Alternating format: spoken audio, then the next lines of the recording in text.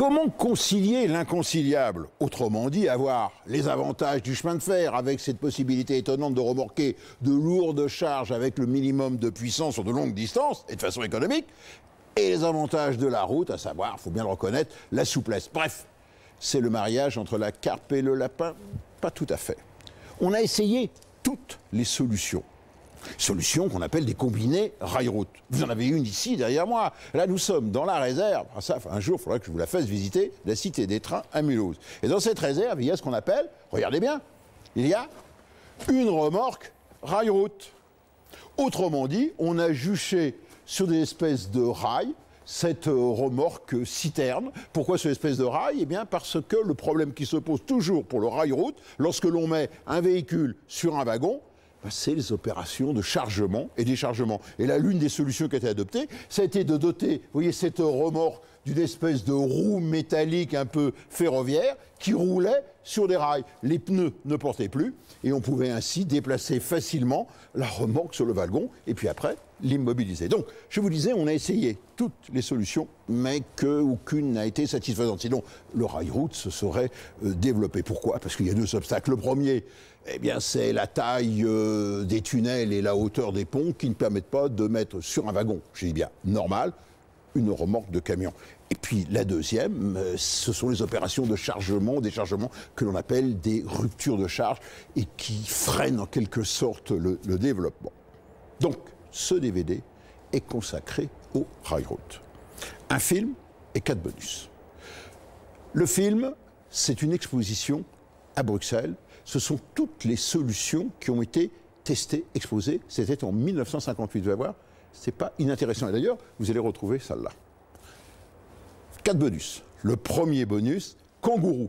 Eh oui, c'était l'une des solutions qui a été mise en service, qui consiste à loger les roues de la remorque dans des poches de façon à abaisser la remorque, d'où le nom de kangourou. Deuxième bonus, comment ça marche? Et là, c'est Mondalore. C'est peut-être le système le plus prometteur dans le rail-route, allez le voir, qui permet de charger facilement les remorques en épi. Troisième bonus, le système multibère qui consiste à mettre des espèces de containers sur les wagons. Enfin, quatrième bonus, comment doubler le trafic fret toujours avec les mêmes infrastructures, et bien en faisant des trains plus longs, ce qui pose des problèmes techniques sur lesquels se penche le service de recherche de la SNCF.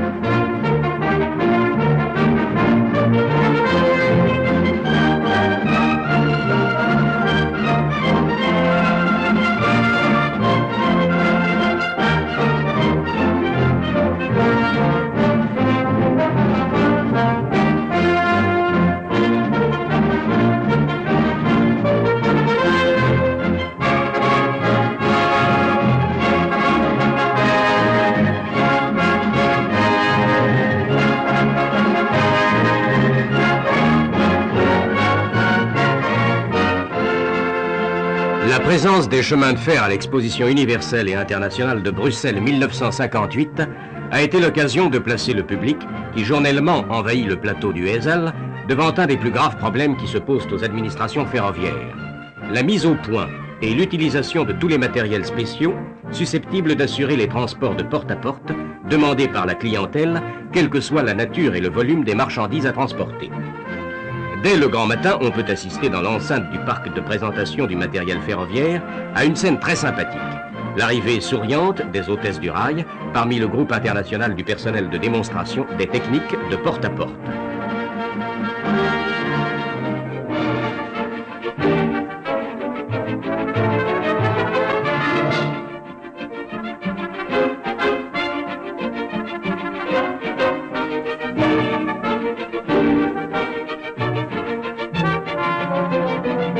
Intrigués par l'invitation lancée par les diffuseurs, les visiteurs se pressent autour de l'aire de démonstration et écoutent, souvent avec surprise, mais toujours avec attention, les explications fournies par le commentateur.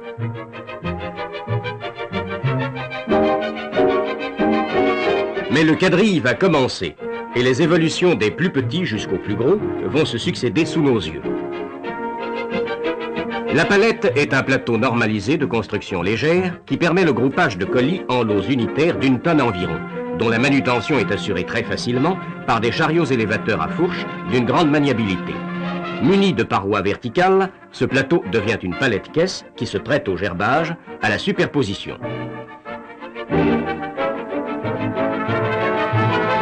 Les wagons fermés sont particulièrement adaptés au transport par palette. Une charge de 20 tonnes, répartie sur 40 palettes ou palettes-caisses, peut être placée en wagon ou en être retirée en l'espace de 30 minutes.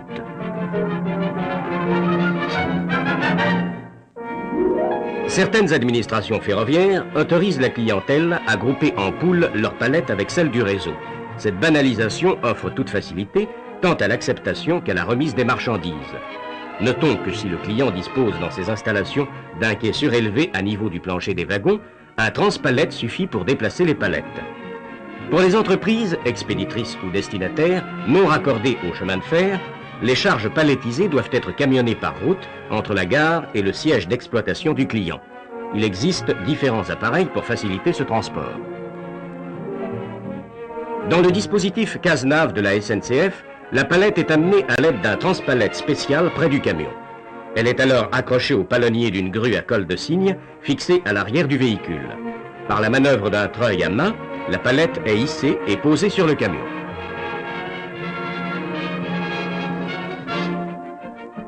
Un autre procédé, le système panel de la SNCB, étudié pour la manutention de charges allant jusqu'à 1500 kg, autorise, par l'utilisation de 2 rails de guidage, le chargement de petits containers. Cette innovation consiste à fixer la ridelle arrière du camion sur un dispositif élévateur hydraulique commandé par le moteur. En position horizontale, la ridelle devient ascenseur et élève le conteneur du sol jusqu'au plancher du véhicule routier. Le conteneur étant tiré et calé à l'intérieur du camion, il ne reste plus qu'à enlever les rails de guidage.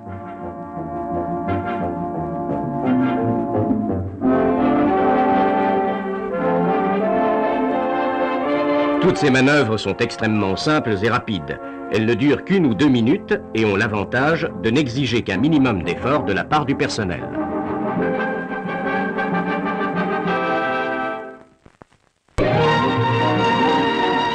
Nous venons de vous parler de containers. On entend par là une unité polyvalente de transport et de distribution d'une capacité de 1 à 5 tonnes.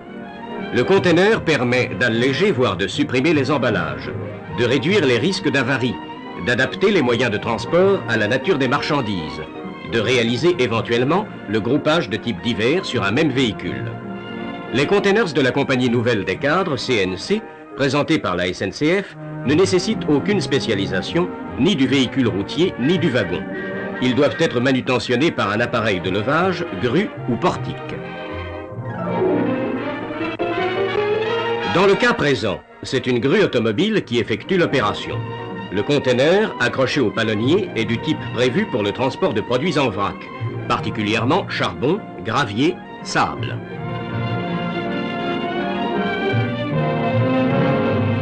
Par le simple jeu d'un levier, le conteneur peut être vidé grâce à son fond mobile. Après vidange, les panneaux ouvrants du fond sont amenés en contact avec le sol, où ils se referment et se verrouillent automatiquement.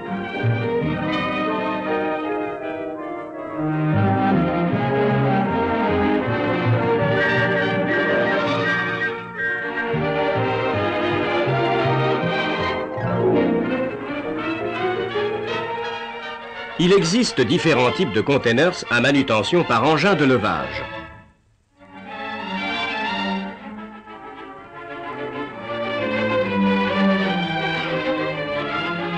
Containers fermés pour transports terrestres et maritimes, containers ouverts, containers citernes, containers pour produits pulvérulents, soit à vidange par renversement, soit à vidange par air pulsé, containers isothermes.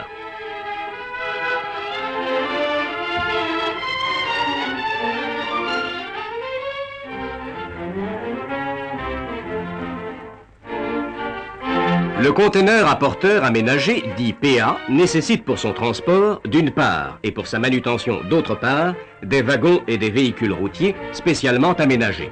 Le conteneur, après accrochage, est transféré sur sa remorque routière à l'aide d'un dispositif à commande hydraulique mu par le moteur du tracteur. Ce conteneur peut être chargé sur sa remorque, soit latéralement, soit en bout. Après chargement du conteneur et retrait des rampes de guidage, le châssis porteur peut être orienté transversalement ou longitudinalement.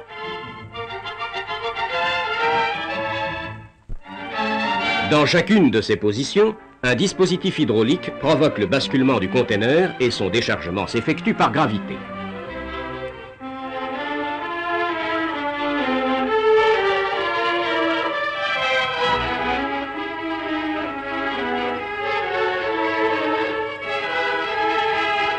La mise à terre, elle aussi, est commandée hydrauliquement.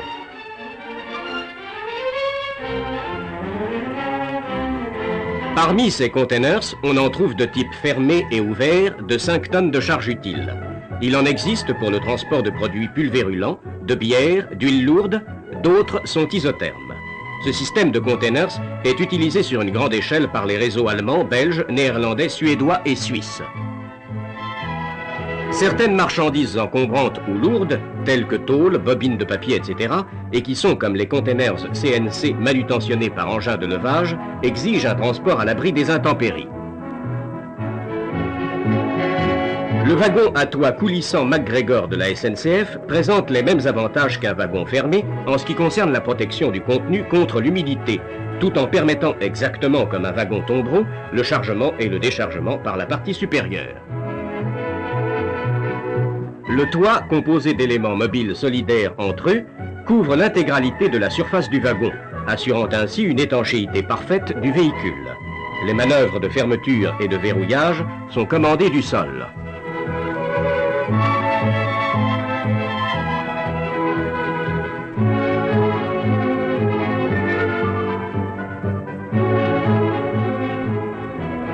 Pour des transports du même genre, la Deutsche Bundesbahn a construit des wagons à toiture et à parois latérales coulissantes.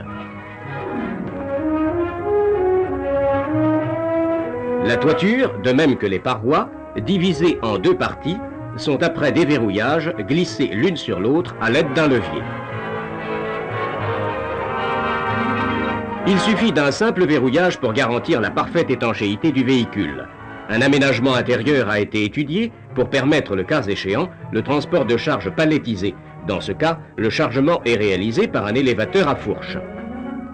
Voici maintenant un engin mixte composé d'un conteneur et d'une remorque routière spéciale, le Swiss Container Cararosa, présenté par les chemins de fer fédéraux suisses.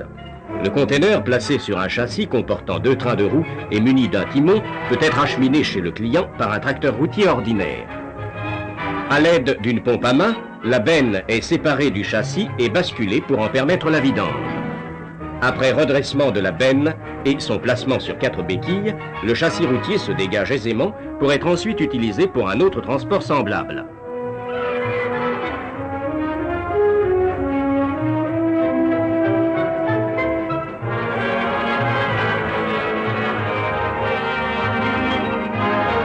C'est ainsi que nous le voyons maintenant placé sous une citerne du type Arosa, où la même manœuvre peut être effectuée.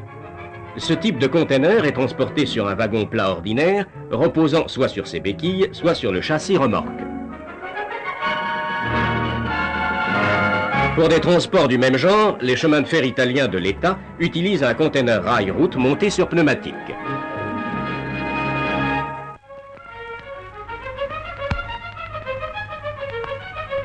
Voici maintenant le transport par fer de véhicules routiers. Dans le procédé UFR en usage à la SNCF, le chargement des semi-remorques s'effectue par refoulement sur une rampe fixe, suivie d'un wagonnet chargeur qui guide et centre la semi-remorque sur un wagon plat ordinaire équipé de 2 rails latéraux. Ces semi-remorques sont adaptées au gabarit ferroviaire. Le wagon est muni de cales dotées d'un type de serrage rapide et présentant un profil étudié pour amortir les chocs de tamponnement. Le tracteur se dégage automatiquement après immobilisation de la remorque sur le wagon.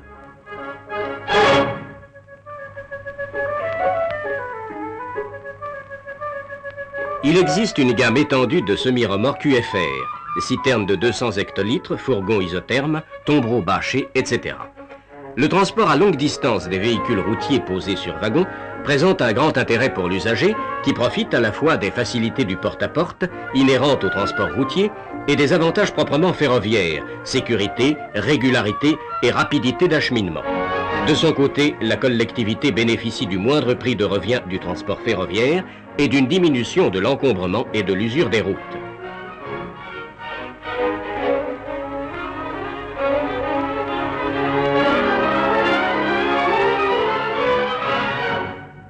Le système Huckepack de la Deutsche Bundesbahn consiste à transporter sur un wagon plat ordinaire la caisse d'une semi-remorque routière de grande capacité, 17 tonnes de charge utile et 41 mètres cubes de volume. Le chargement et le déchargement ne peuvent avoir lieu qu'en des gares où l'on dispose d'un quai de hauteur normale. L'orientation des essieux du train routier de la remorque est commandée par un agent placé à l'arrière du véhicule.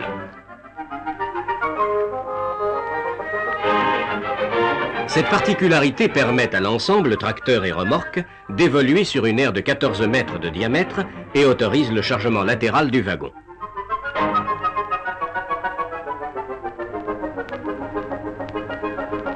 La mise en place de la remorque s'effectue en souplesse.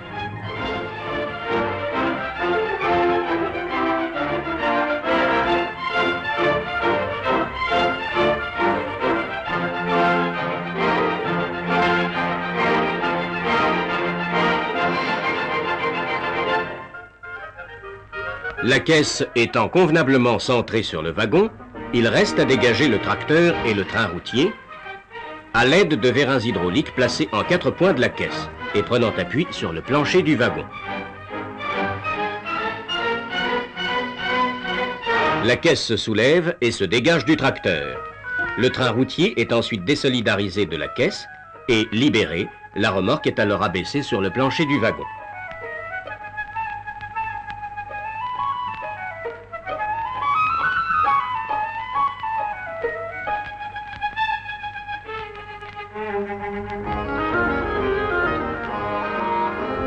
Le procédé Schottler de la Deutsche Bundesbahn utilise une remorque routière de grande capacité placée sur un châssis ferroviaire spécial constitué de 2 parties séparables.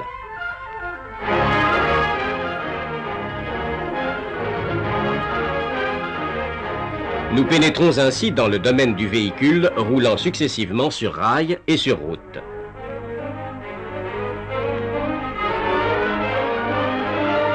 La suspension hydropneumatique du véhicule routier, dont les pompes sont commandées électriquement par le tracteur, permet de faire basculer l'arrière de la caisse qui, pivotant autour de 2 béquilles, dégage l'avant du tracteur, permettant ainsi la mise en place de la première partie du châssis ferroviaire.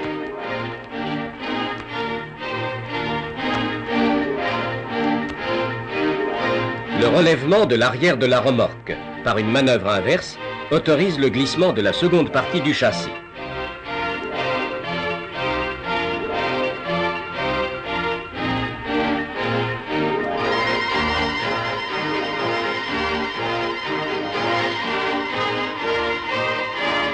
La remorque devenue wagon par le relèvement du train routier peut alors circuler sur voie ferrée à 100 km/h.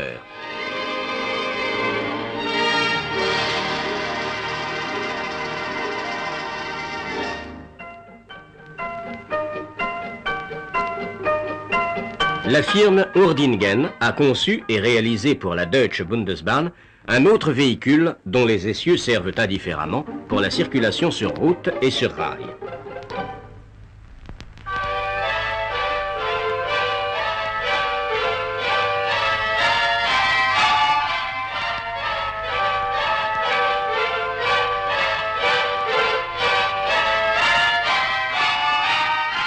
Pour passer d'un système à l'autre, la première manœuvre consiste à amener l'un des essieux routiers de l'arrière vers l'avant, opération commandée électriquement par le tracteur.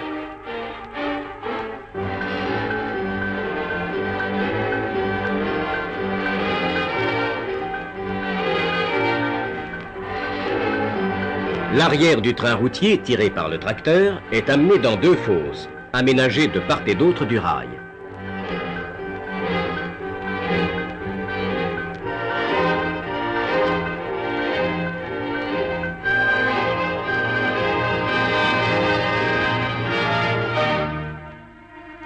Au cours de cette manœuvre, les roues ferroviaires se posent sur le rail et les bandages sont libérés du sol en vue de leur démontage et de leur placement sous le châssis.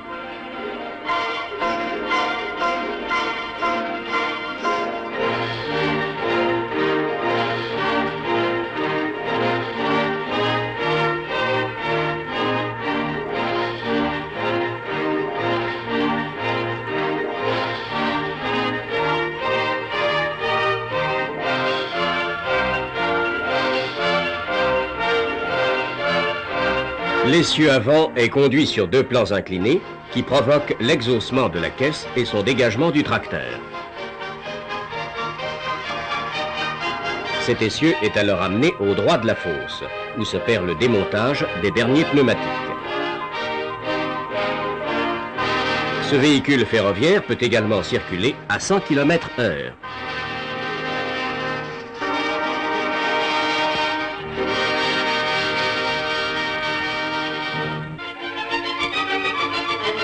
Dans le procédé kangourou présenté par la SNCF, il est fait appel à une semi-remorque routière ordinaire de grande capacité transportée sur un wagon spécialisé. Un tracteur spécial est nécessaire pour le chargement et le déchargement de la semi-remorque. Ce tracteur peut être acheminé sur le wagon porteur, comme nous venons de le voir.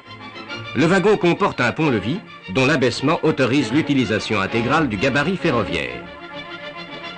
Une rampe mobile permet d'éviter la construction d'un quai et d'utiliser n'importe quelle voie courante dont les rails sont encastrés.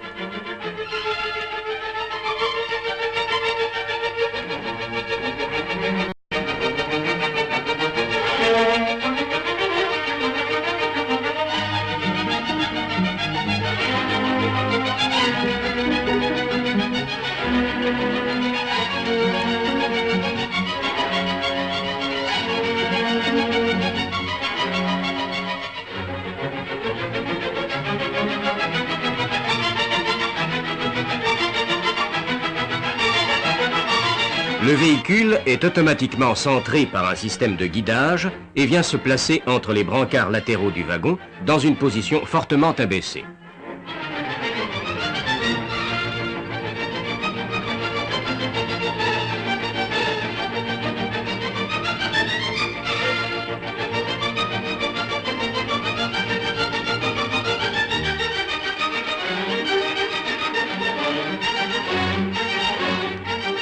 Dans cette position, le niveau inférieur des roues se trouve à 27 cm du rail. La semi-remorque est alors amenée à l'horizontale par la manœuvre du crochet d'attelage du tracteur.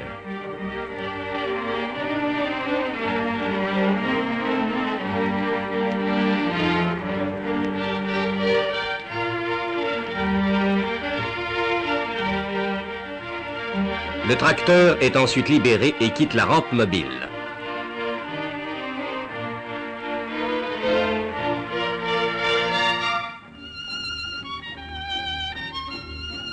Qui peut elle-même être déplacée par le tracteur. Ce wagon chargé peut être acheminé à la vitesse de 100 km/h vers son point de destination.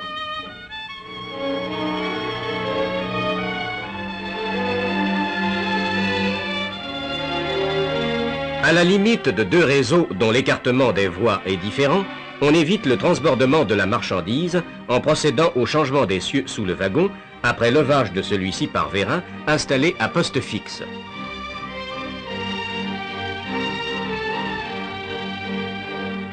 Vous assistez aux opérations que subissent à la frontière franco-espagnole, soit à Hendaye, soit à Cerbère, les wagons réfrigérants de la société Transfesa.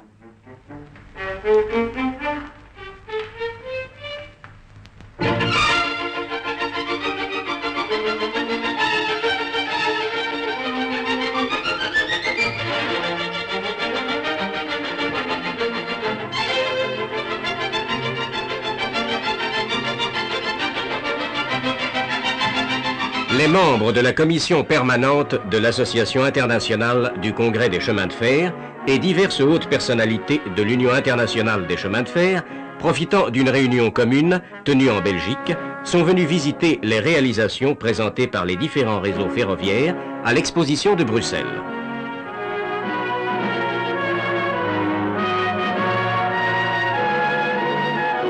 Après avoir parcouru l'ensemble du parc de présentation du matériel roulant, ils se sont rendus au stand de l'Union internationale des chemins de fer, où a été développé, en une série d'images animées, le caractère moderne du rail et notamment les diverses techniques de porte à porte.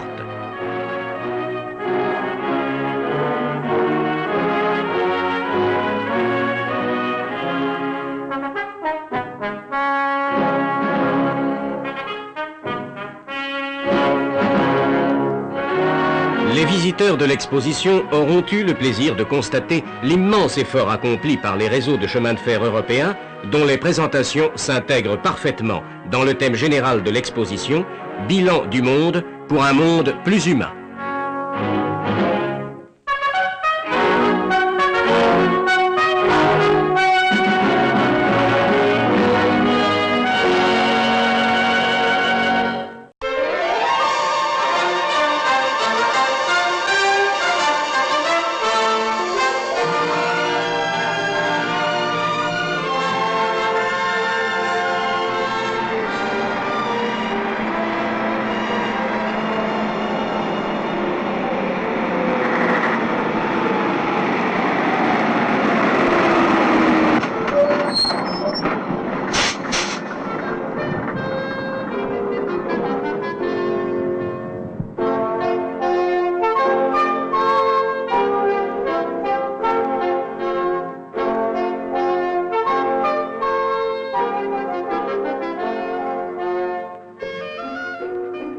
Bonjour Paul, comment vas-tu? Ben pas mal André, pas mal et toi? Bah dis donc, il y a longtemps que je t'ai pas vu, qu'est-ce que tu fabriques? Rien de bien grave, je ne me suis jamais si bien porté. Tu permets? Vas-y. Figure-toi que tout simplement, je fais du kangourou. Du kangou quoi? Qu'est-ce que ça sera aujourd'hui, monsieur André? Ah oui, hors d'œuvre varié, beefsteak frites. Merci. Oui mon vieux, du kangourou. Et qu'est-ce que c'est que ça, le kangourou? Tu connais pas encore? T'as pas entendu parler de l'Astema? S-T-E-M-A. Je vais t'expliquer. Écoute, entre Paris et Toulouse, je ne fais plus la route. Tu ne fais plus la route? Alors qu'est-ce que tu fais? Merci, mademoiselle. Oui, entre Paris et Toulouse, certains routiers ne prennent plus la route. Leurs semi-remorques kangourous prennent le train. Ainsi, ce soir, ils les embarqueront à 21h. Et demain, à 8h, elles seront débarquées à Toulouse. Eux seront chargés de faire la navette par route, entre Paris, le nord et l'est, où se trouve le trafic de leur entreprise. Le chargement et le déchargement des semi-remorques sont effectués par une société, la Stema, qui est dirigée par les transporteurs routiers. C'est elle qui organise avec la SNCF l'acheminement des semi-remorques kangourous, par des trains appelés les poids lourds express.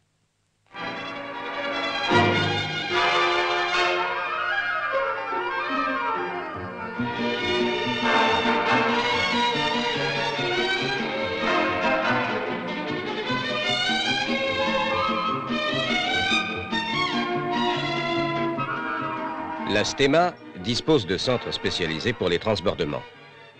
Ils sont conçus pour permettre une évolution aisée des véhicules routiers les plus importants.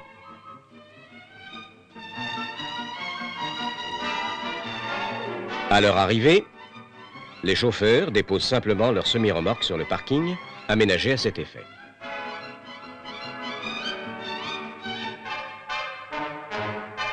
Dès que le tracteur routier s'est dégagé, la semi-remorque est prise en charge par la Stema. Des spécialistes, manœuvrant un tracteur de manutention approprié, conduisent la semi-remorque sur l'aire de chargement et procèdent à sa mise sur wagon. L'opération de chargement proprement dite s'effectue sur un wagon préalablement préparé. Il présente en son centre une sorte de poche, la poche du kangourou, dans laquelle l'essieu de la semi-remorque est descendu et bloqué contre une traverse arrière du wagon. Puis l'avant de la semi-remorque est posé sur un caisson d'attelage spécial dans lequel pénètre l'axe d'attelage routier. Une rapide manœuvre d'un volant en réalise le verrouillage. Mais c'est une remorque spéciale? Pas du tout, elle est comme les autres, tiens. Ah bon? Mais à l'avant, il y a une boule, Ouais. tu comprends?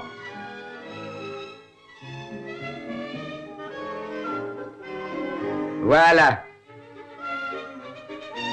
Des entretoises un peu particulières entre les roues jumelées. et des plaques de police relevables. Et une tenue de route impeccable. Pas de différence avec la tienne, mon vieux. Bon, d'accord. Mais ta boule et tes entretoises, à quoi ça sert? La boule ne sert qu'à la stéma pour raccrocher la semi-remorque à son tracteur spécial qui fait les chargements et les déchargements.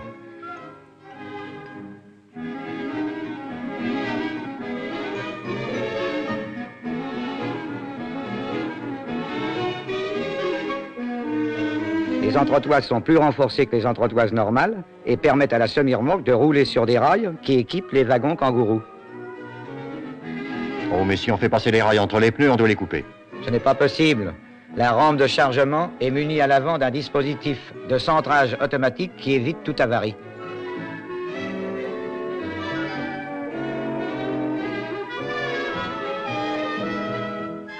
Ah bon, ben comme ça c'est différent.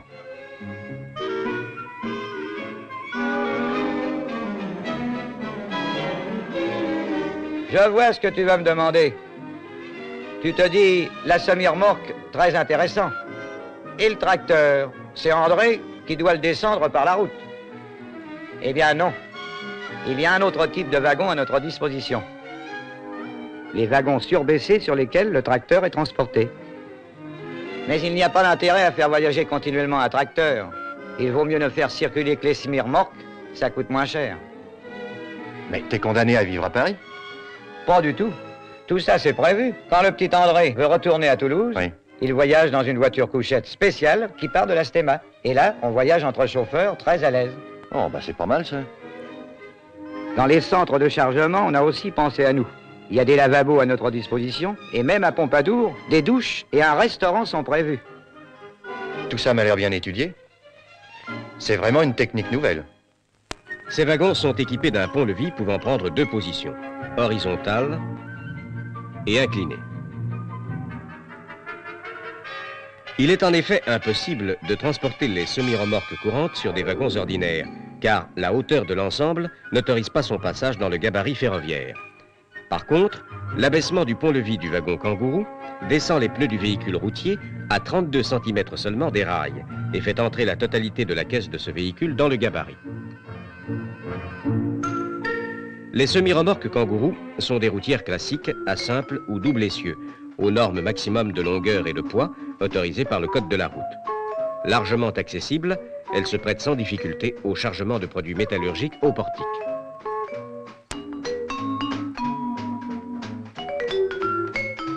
Équipées de planchers plats, sans passage de roues, elles s'adaptent parfaitement aux méthodes de manutention modernes. Transpalettes ou élévateurs à fourche pénètrent facilement dans les fourgons ordinaires, isothermes ou frigorifiques.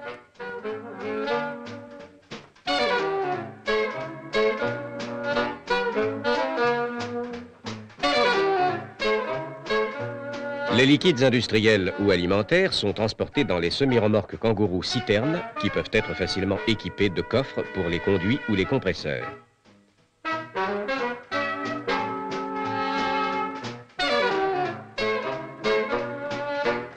Enfin, le confort du transport en kangourou est particulièrement apprécié pour les marchandises fragiles telles les monuments en granit.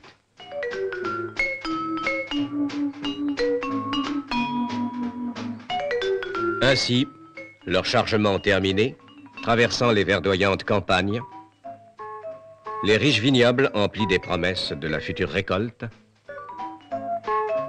ou les rues encombrées de la ville, les semi-remorques kangourou se dirigent vers le centre d'embarquement de la Stéma le plus proche. Soigneusement calées dans leur wagon kangourou, elles laissent aux poids lourds express le soin de les acheminer actuellement en 5h15 sur Lézignan-Limoges, 8h10 sur Paris-Lyon, 12h30 sur Paris-Marseille, 9h15 sur Paris-Toulouse, 11h10 sur Paris-Lézignan, 8h52 sur Paris-Bordeaux, 11h52 sur Paris-Puyot. Bientôt, les poids lourds express desserviront d'autres relations. Ils circuleront également dans un proche avenir entre Paris et Montmélian. Ils gagneront Saint-Quentin, ils franchiront les frontières.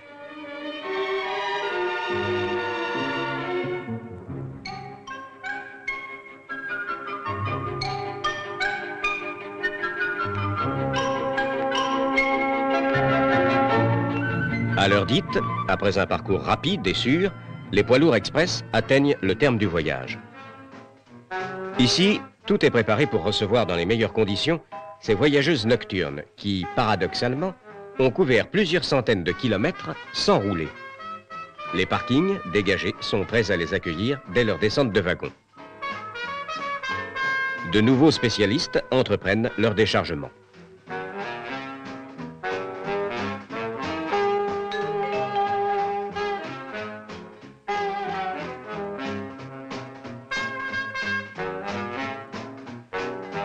En une ronde organisée, les semi-remorques sont débarquées une à une et remises à la disposition de leurs propriétaires.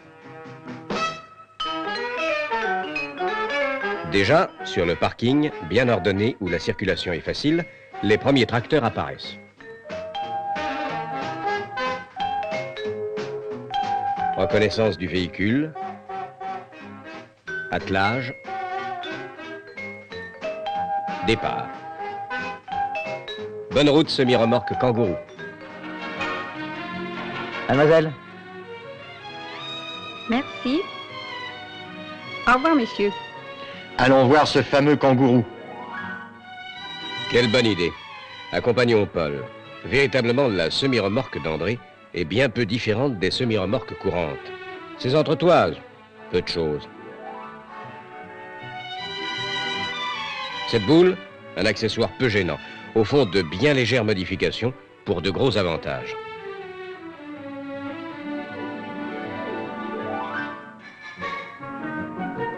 Merci André. Vous nous avez révélé la technique kangourou.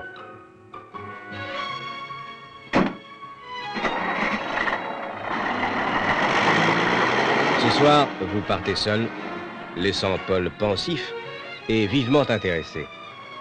Mais bientôt, soyez-en sûrs, il vous accompagnera.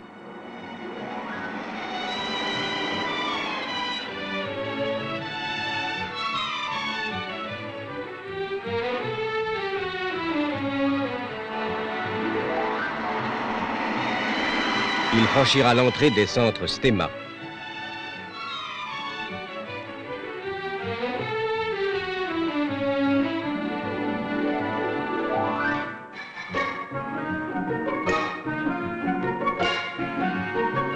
Il confiera au kangourou sa semi-remorque et la regardera s'éloigner avec confiance.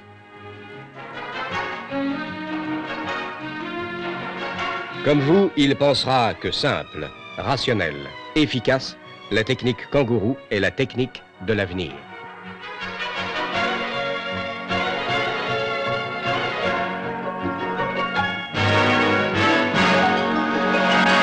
Alors, Mondalors, comment ça marche? Regardez, nous sommes sur la plateforme de chargement de Bourgneuf-Étaux, en Savoie.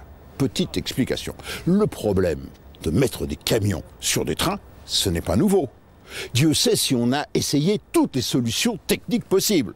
Or, force est de reconnaître bien, qu'aucune n'était acceptable à la fois sur le plan technique et sur le plan commercial. Et là, Mondalors a proposé une solution technique ingénieuse. Explication. Regardez bien. Il faut d'abord un wagon. Mais un wagon qui permette de charger les remorques en respectant le gabarit, c'est-à-dire la hauteur. Regardez bien, vous voyez cette remorque et vous voyez où se trouve la caténaire. Donc il faut respecter des distances de sécurité. Or, force est de reconnaître que le gabarit français, notamment sous les ponts et sous les tunnels, ne permet pas de transporter des remorques normales sur des wagons normaux. De fait, il fallait des wagons surbaissés. Et regardez l'astuce de Mondalors, elle est double. La première, vous avez d'abord bogie. Le wagon est à cheval, ça c'est classique comme un TGV, vous voyez, un wagon, ils ont en commun un bogie. Mais regardez bien, ce bogie est un bogie standard, normal, avec des roues normales, donc apte à la grande vitesse, et non pas des petits trous. Deuxièmement, comme il faut respecter le gabarit, on a mis ce qu'on appelle, moi j'appellerais, un berceau, un faux châssis surbaissé. Regardez, on est à 20 cm du rail seulement. Il relie donc ce bogie-là à l'autre bogie. Où va-t-on mettre la remorque? Eh bien la remorque, on va la mettre ici, vous voyez, dans cette coque qui va recevoir la remorque. La deuxième astuce, elle est là. Pour résoudre le problème de chargement et de déchargement rapide et donc de personnel et de sécurité, on a fait une coque, vous voyez, mobile et orientable, de façon à pouvoir charger, regardez, par rapport à la voie, on est en épi. Et vous avez ainsi plusieurs postes de chargement, vous voyez, en épi. Autrement dit, on peut charger simultanément plusieurs véhicules. Et à côté, vous voyez, il y a bien la voie ferrée avec les trains de fret. Ça s'appelle l'intermodalité. Donc, des postes de chargement en épi. Et on va charger les remorques sol, mais on va charger également, à la demande, les tracteurs. Soit on achemine la remorque sol et le tracteur en même temps, soit on va acheminer que la remorque sol. Donc maintenant, vous voyez, tout est prêt. La remorque est chargée en épi. Et maintenant, on va déclencher l'opération automatique de pivotement, de rotation, et puis de mise en sécurité, parce que bien sûr, il faut que tout le système ne bouge pas pendant le transport. Allons-y.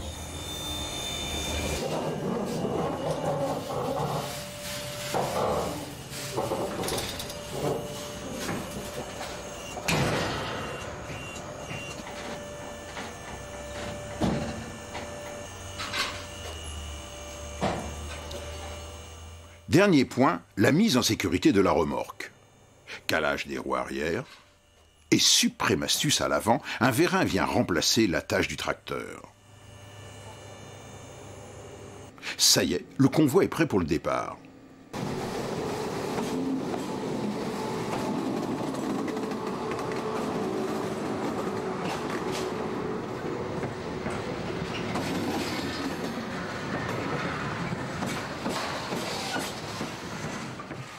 Et les conducteurs de poids lourds, que sont-ils devenus? Tout simplement, ils vont voyager, non pas dans la cabine de leur tracteur, mais confortablement installés dans une voiture avec service à bord.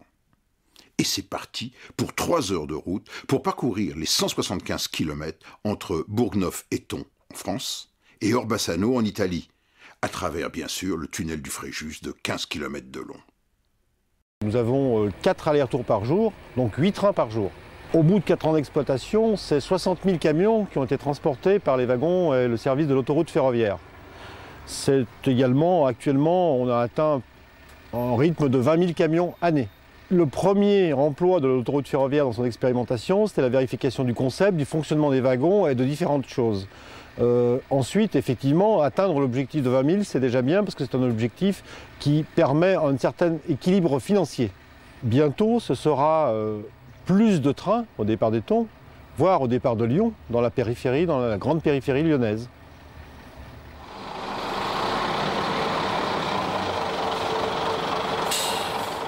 Mais pendant ce temps-là, de nouveaux poids lourds arrivent sur le site pour prendre la prochaine navette, car c'est bien de cela qu'il s'agit. D'abord, contrôle des papiers du véhicule et du chargement, et inspection de sécurité de la remorque.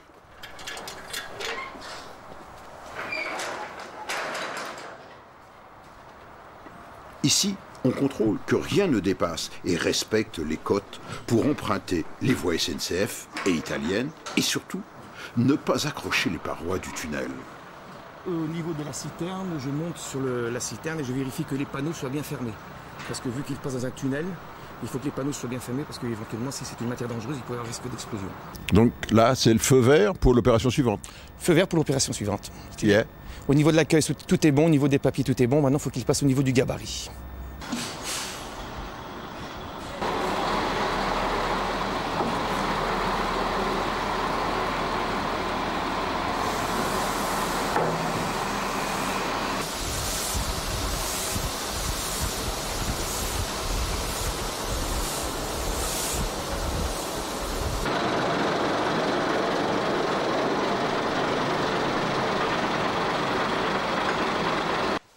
On établit ensuite la fiche d'identité du véhicule. Donc on vérifie sa plaque d'immatriculation, donc si c'est bien une citerne, suspension à ressort ou non, la tare de la remorque, l'empattement de la remorque. Et une fois qu'on a tout ça, que c'est tout bon, on accepte. Il y aura un tracteur qui sera chargé en croix. Donc là, il lui donne la place numéro 219. Donc il peut aller charger sa remorque en 219 sur le train.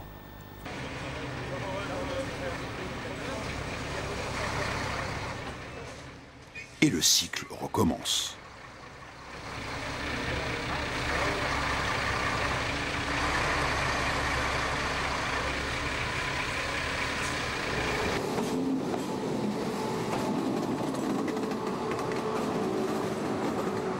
En résumé, Mondalore a le mérite d'exister. Mais on est toujours, en quelque sorte, en phase expérimentale.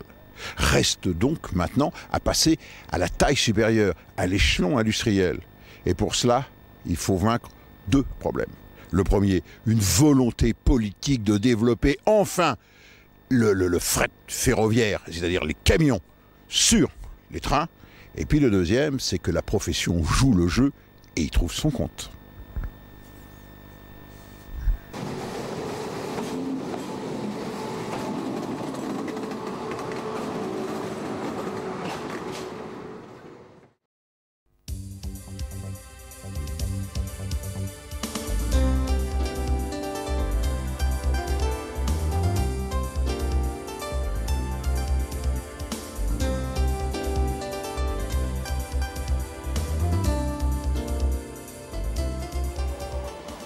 De l'enlèvement à la livraison directe des marchandises chez le client, le système Multibers s'intègre parfaitement dans la chaîne logistique de l'entreprise, laquelle peut charger la caisse à son rythme.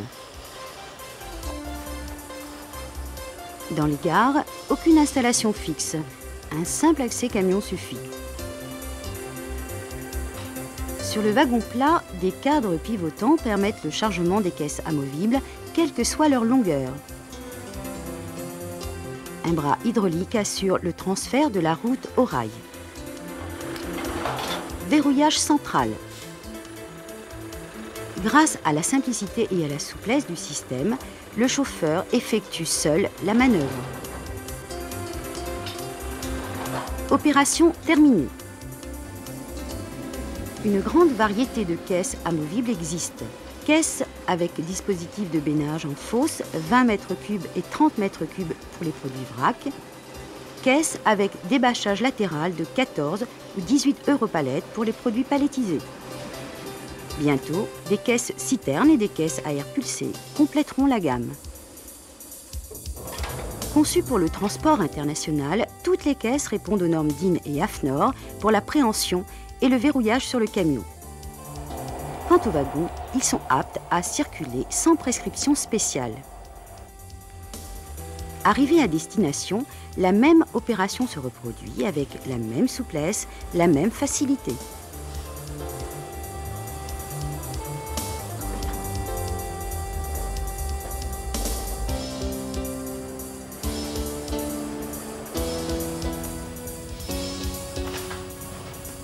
Vient alors le temps du déchargement chez le client.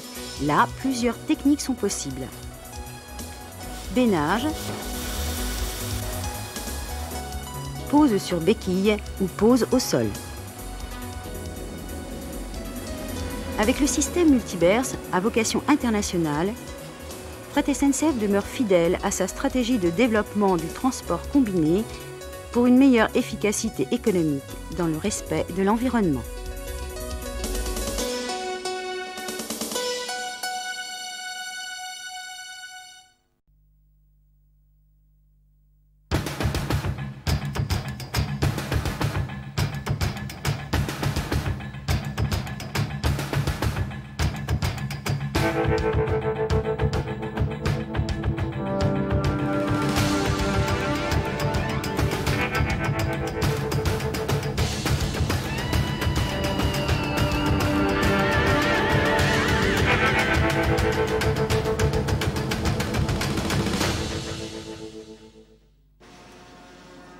La bataille du fret en Europe a-t-elle commencé? À l'évidence, la réponse est oui. Le président gallois en a fait un axe majeur de développement pour la SNCF. Le compte à rebours est donc lancé, mais pas n'importe comment. L'objectif pour le fret et ses filiales est ambitieux, gagner de nouvelles parts de marché à l'international avec un positionnement de premier plan sur l'échiquier européen, dans le transport mais également dans celui de la logistique. Le défi du fret aujourd'hui, c'est 100 milliards de tonnes kilométriques, ça veut dire doubler le trafic que nous avons connu dans les années passées, et ce qui nous porte à penser que cet objectif ambitieux, considéré comme tel en tout cas par tout le monde, par nous-mêmes, est un objectif réaliste. C'est premièrement, la croissance économique aujourd'hui est repartie, et disent tous les experts, de façon durable. La croissance du transport est repartie encore plus fort que la croissance économique. De ce point de vue-là, c'est un véritable renversement de tendance. Et troisièmement, tout le monde, les chargeurs, mais aujourd'hui aussi, l'opinion publique, demande de plus en plus des services ferroviaires. L'objectif pour le fret, c'est d'aboutir à un système dans les 2 ans qui viennent environ, un système qui fonctionne et qui permet de faire circuler des trains longs, des trains très longs, sur le territoire et aussi en international. En conséquence de quoi, une coopération technologique a vu le jour. Pour assurer l'interopérabilité de ce type de développement, nous devons nous associer avec un certain nombre de partenaires qui sont les chemins de fer allemands d'une part, les chemins de fer italiens. Les solutions techniques sont le frein à commande électronique d'une part, pour pouvoir faire des trains plus longs, la télécommande des locomotives par radio pour pouvoir faire du jumelage de trains et considérer un seul train sur l'infrastructure à la place de 2, et l'augmentation de la charge à l'essieu pour pouvoir faire des trains plus lourds. Nous sommes à quelques encablures de la frontière française, à Turin, au nord de l'Italie, preuve, si besoin est, que la recherche n'a aujourd'hui plus de frontières. L'usine italienne Sabauco, voici l'endroit stratégique, le Saint des Saints. C'est ici, sur cette baleine, que tout est en train de se jouer. La baleine, c'est quoi? C'est un banc d'essai qui simule un train de 2 km 250, soit environ 2 km et demi de tuyaux, de câbles, qui permettront de valider le système de frein à commande électronique sur un train entier. Une petite merveille de technologie qui donne lieu après chaque test à un débriefing complet avec les experts de la SNCF, de la Deutsche Bahn, de Sabauco et d'Alstom. Une concentration de compétences qui permet d'ajuster et de faire évoluer la recherche sur le freinage à commande électronique. Le système de freinage actuel est à ses limites physiques, c'est-à-dire qu'il a un temps de réponse qui engendre des efforts longitudinaux, dommageables pour la sécurité et pour la qualité de transport du fret. La valeur ajoutée de ce frein à commande électronique est d'avoir un frein qui répond de manière beaucoup plus rapide et ainsi de faire des trains beaucoup plus longs et beaucoup plus lourds. Mais réunir des acteurs européens à la fois partenaires et concurrents n'est pas chose simple. Quoi qu'il en soit, le freinage à commande électronique et ses prolongements devraient être au point fin 2001. Le champ d'application de ces trains longs, que ce soit des trains de 900 mètres, de 1500 mètres ou 1200 mètres en attendant, peut-être un jour de 2250 mètres, ce sont toutes les principales artères de la SNCF, du réseau ferré de France, qui sont concernées, puisque c'est là que se concentre la majorité de nos trafics. À ce titre-là, on peut penser effectivement au couloir rhodanien, on peut penser à l'artère nord-est, mais on pense également, et s'agissant en particulier des trafics automobiles en direction de l'Espagne ou en provenance de l'Espagne, à l'axe Paris-Bordeaux-Hendaye. Un système qui prend également en charge les exigences concernant la traçabilité. Effectivement, on aura l'avantage de pouvoir vérifier la qualité du chargement et de pouvoir transmettre des informations propres à ce chargement. Donc pour le client, d'avoir une traçabilité de son transport. Objectif prioritaire à travers ce système de freinage nouvelle génération, la satisfaction du client. C'est un saut technologique, c'est un système de freinage révolutionnaire. Verra-t-on alors un jour en Europe ces grands serpents qui sillonnent le réseau ferré nord-américain?